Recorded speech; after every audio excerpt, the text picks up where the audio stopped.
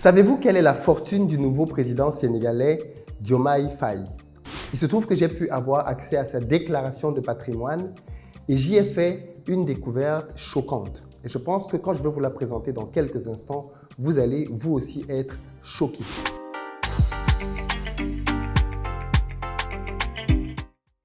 Salut à toi, bienvenue sur ma chaîne, moi c'est Philippe Simo. Ici je te parle de business et de développement du continent africain.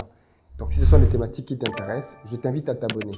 Si tu veux lancer des business prospères en Afrique tout comme moi, je t'invite à rejoindre l'académie de formation dans laquelle mon équipe et moi t'accompagnons à déterminer les bonnes idées de projet et à te lancer pour pouvoir générer des revenus passifs. Donc si tu es salarié ou alors si tu as de la famille au pays et que tu veux qu'ils soient autonomes, c'est le programme qu'ils doivent absolument suivre. Il y a un numéro qui s'affiche, tu peux appeler dessus, ce sont des tarifs abordables.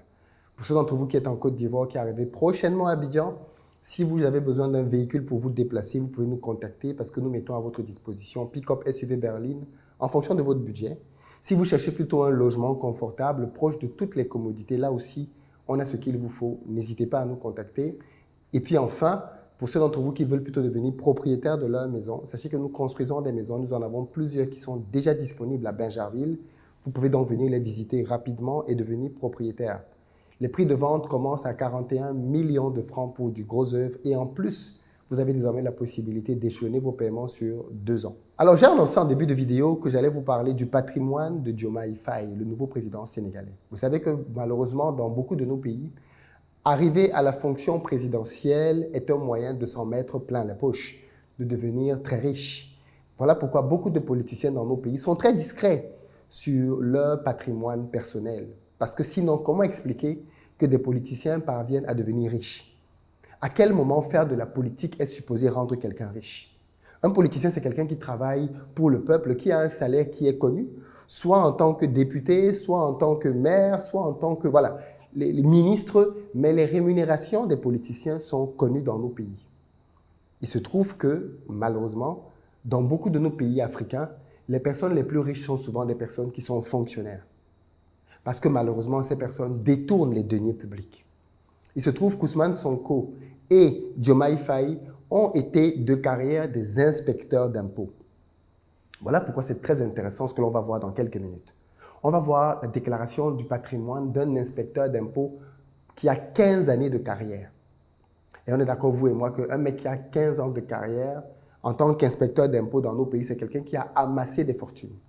C'est quelqu'un qui a des immeubles, c'est quelqu'un qui a des voitures, c'est quelqu'un qui vit dans des grandes villas, dans des beaux quartiers. C'est ça la réalité des inspecteurs dans nos pays. Il faut qu'on soit franc. Moi, la plupart des inspecteurs que je connais sont pleins aux as.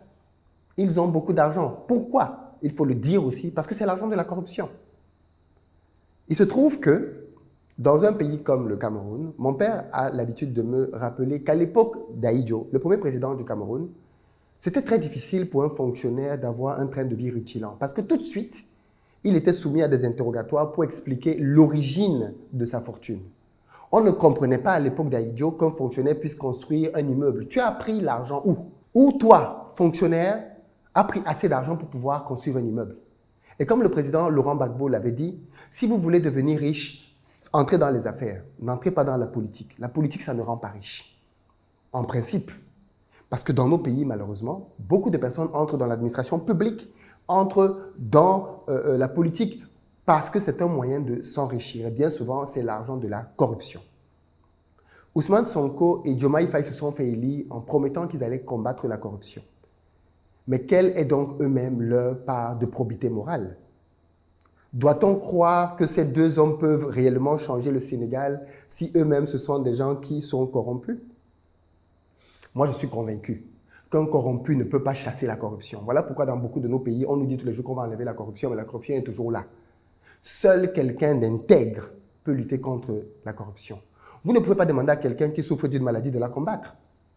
Il faut qu'on soit sérieux. Voilà pourquoi la plupart du temps, on fait des slogans de corruption. Oui, il faut combattre la corruption. Oui, oui, oui, mais à la fin de la journée, on n'a rien combattu du tout. La corruption continue de grandir et les corrupteurs continuent d'être de plus en plus nombreux. C'est ça la réalité, malheureusement, dans nos pays.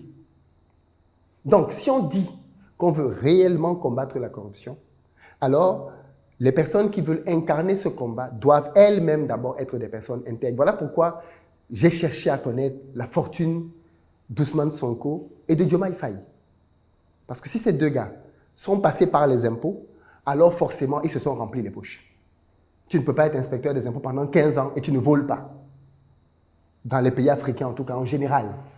Parce que si tu dis que tu es inspecteur d'impôts, alors ça veut dire que c'est toi qui fais les redressements fiscaux, c'est toi qui es en contact avec les entreprises pour leur demander d'être à jour au niveau de leur imposition. Et on sait tous comment ça marche. Quand tu vas voir un grand groupe qui a peut-être 10 milliards en redressement fiscal, ben le grand groupe peut te dire, plutôt que de payer 10 milliards à l'État, on va te donner 500 millions. On va te donner 1 milliard. Et tu effaces l'ardoise de l'entreprise. Et beaucoup d'inspecteurs d'impôts font ce genre de deal.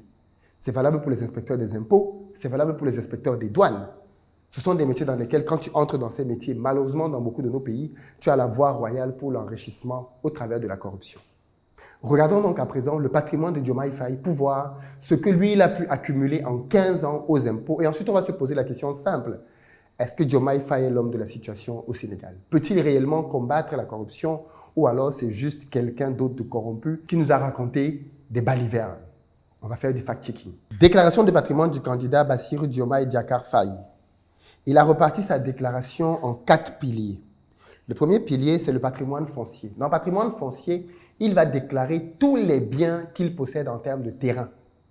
Terrain sur lesquels il n'y a pas de bâtiment construit. Et ici, donc, il commence à déclarer premier terrain. Terrain de 80 mètres sur 46 à Diaganiao, acquis en 2017 pour une valeur de 3 millions de francs. Bon, ça c'est un petit terrain.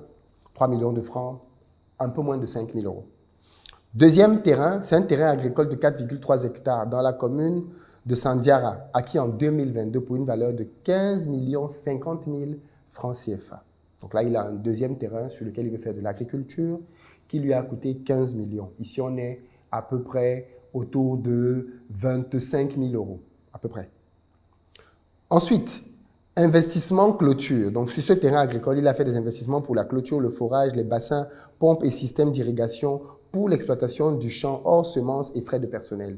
Ceci lui a coûté 29 600 000 francs CFA, soit à peu près 45 000 euros.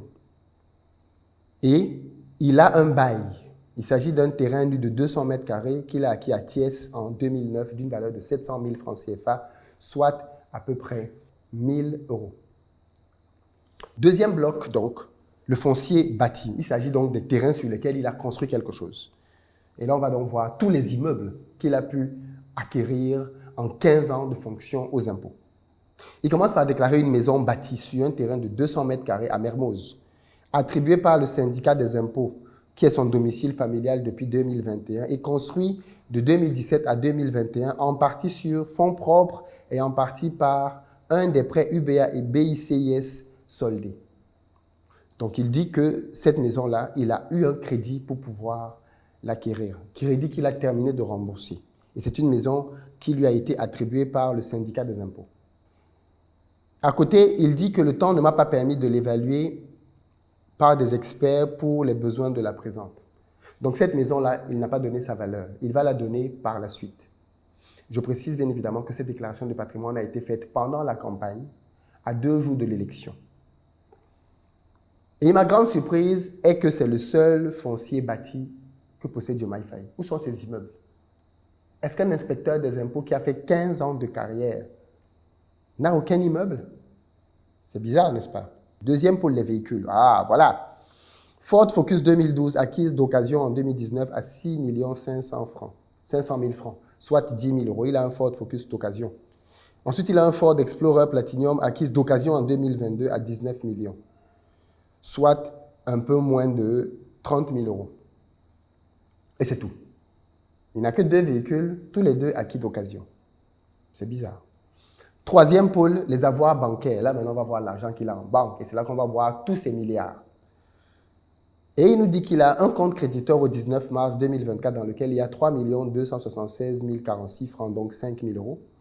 Et un deuxième compte créditeur au 19 mars 2024 qui possède 786 782 francs CFA, soit à peu près 1 000 euros. Et c'est tout. Où sont passés les milliards de Diomaye Faye? Quatrième pôle, c'est dette. Il possède comme dette un prêt sur avantage contracté le 5 septembre 2022 pour 30 millions de francs. On voit donc aisément que c'est ce prêt de 30 millions de francs CFA qui lui a permis de pouvoir faire donc ses acquisitions agricoles et ses investissements parce que dans la déclaration, on voit bien que le terrain a été acquis en 2022 et les travaux ont été faits en 2022. Or, on se rend compte que dans la même année 2022, il a fait un prêt de 30 millions. Ensuite, il a fait un prêt sur salaire contracté le 22 août de 8 millions. Et après, il a fait le prêt à un ami pour l'acquisition du champ de 10 millions. Il a donc un patrimoine de 48 millions de francs CFA de dette. Et on voit très largement où est parti l'argent pour l'investir dans son champ. Et peut-être une partie a servi aussi pour acquérir sa voiture. Et ça m'a beaucoup frappé. Parce que quand j'ai vu ça, je me suis dit, ces gars vont profondément changer le Sénégal. Moi, je ne crois pas à ce que les gens disent de leur bouche. Je crois à ce que les gens font. Parce qu'il se trouve que l'être humain a tendance à se voir plus beau, plus belle qu'il ne l'est en réalité. L'être humain a tendance à augmenter ses qualités et à diminuer ses défauts. On fait tout ça malheureusement. Et donc quand quelqu'un dit qu'il va venir pour redresser le Sénégal, combattre la corruption, j'ai besoin de savoir si lui-même c'est quelqu'un déjà qui a une rectitude morale exemplaire. Et on est d'accord qu'un mec qui a fait 15 ans aux impôts et qui n'a que ça comme patrimoine, c'est tout sauf un voleur. On est d'accord? Pour certains d'entre vous, vous travaillez aux impôts. Quelqu'un ne peut pas travailler aux impôts pendant 15 ans et ne pas avoir plusieurs immeubles et beaucoup d'autres biens. Ce n'est pas possible, à moins qu'il soit réellement honnête. Et tout laisse donc à penser que Diomaye Faye, en réalité, c'est quelqu'un d'intègre. C'est quelqu'un qui sait ce que c'est que travailler avec sérieux. Ce n'est donc pas quelqu'un qui, quand il va arriver aux affaires, va devenir quelqu'un de corrompu. Parce que, comme je le dis, le chien ne change pas sa façon de s'asseoir. Si c'était quelqu'un de corrompu avant, j'aurais beaucoup de mal à croire qu'il va devenir un saint une fois arrivé à la présidence. Mais sa déclaration de patrimoine nous montre que c'est quelqu'un qui a toujours été intègre. Et donc, je peux lui faire confiance dans son ambition d'assainir le Sénégal sur le plan de la corruption. Je peux croire que ce mec-là, parce qu'il a toujours été clean, alors il peut arriver effectivement à la tête du Sénégal et faire le ménage. Parce que bien évidemment, même la plus belle femme au monde ne peut donner que ce qu'elle a. Et quelqu'un ne peut pas combattre la corruption si lui-même il est corrompu. J'en déduis donc que Diomaye Faye, de par sa déclaration de patrimoine, c'est quelqu'un d'intègre. Et les gens marchent ensemble par catégorie. Il doit donc être de la même trempe qu'Ousmane Sonko. Parce que quand Ousmane Sonko a décidé de se présenter, vous vous doutez bien que le pouvoir en place a cherché par tous les moyens à le discréditer. Et si c'était quelqu'un qui était corrompu, qui avait mangé l'argent des gens, vous êtes sûr qu'on allait se servir de ça pour le salir et le détruire. Mais il n'a pas mis les mains dans des choses sales. En tout cas, rien n'a été mis au grand jour à ce niveau-là. On allait chercher des histoires de mœurs à gauche, à droite pour essayer de le salir, mais pas au niveau de son patrimoine. Je suis donc très confiant. Et d'un autre côté, j'ai même peur. J'ai peur parce que, en réalité, je ne sais pas si le peuple sénégalais est prêt pour un dirigeant comme ça. Je ne sais pas, parce que s'il est vrai qu'on dit qu'un poisson pourrit par la tête pour dire que l'exemple doit venir du sommet et ruisseler sur le reste de la population, il est tout aussi vrai que si le dirigeant ne sait pas s'y prendre, il va brusquer la population qui va le combattre. Parce qu'il faut bien qu'on se le dise, la corruption, c'est un système qui a le désavantage de profiter à beaucoup trop de monde. Un système corrompu profite à tout le monde, même le citoyen lambda. Dans un système corrompu, je n'ai pas à payer ce qu'il faut pour obtenir, par exemple, les documents pour mon véhicule. Je sais que je vais corrompre le policier. Donc, ça me profite à moi aussi, la corruption. Si demain, on est dans un système dans lequel tout le monde doit jouer franc jeu, est-ce que le fait que ça se répercute sur les populations va être bien pris? Question. L'avenir nous le dira. Dans tous les cas, que pensez-vous de cette déclaration de patrimoine du président sénégalais Diomaye Faye? Est-ce qu'elle vous rassure comme moi? Ou alors vous pensez qu'il a bluffé, il ment, il a caché son argent quelque part et il ne dit pas la vérité? Dans les commentaires, je vais vous lire là-dessus et je vous dis peace.